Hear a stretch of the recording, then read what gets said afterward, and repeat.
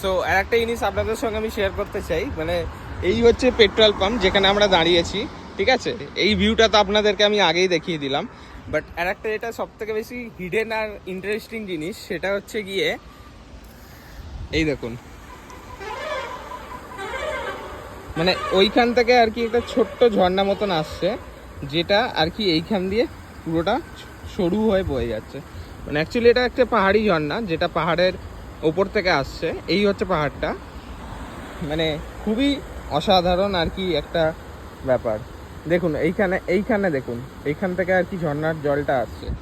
মানে এতটাই সুন্দর, মানে কি বলবো আপনাদেরকে। এই জায়গাটা যদি আপনারা আসেন তাহলে আপনাদেরকে মানে ফিল করতে হবে এই জায়গাটা।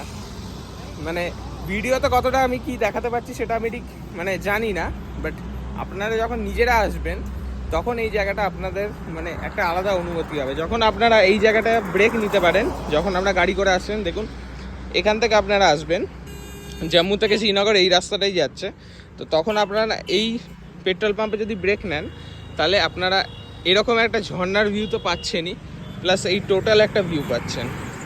আর এটা খুবই মানে একটা ফটোজেনিক জায়গা বলতে পারেন। মানে পাহাড়ে তো প্রতিটা জায়গায় একটা পিকচার স্পট হয়ে যায়, মানে প্রতিটা জায়গাতে একটা পিকচার নেওয়া যায়।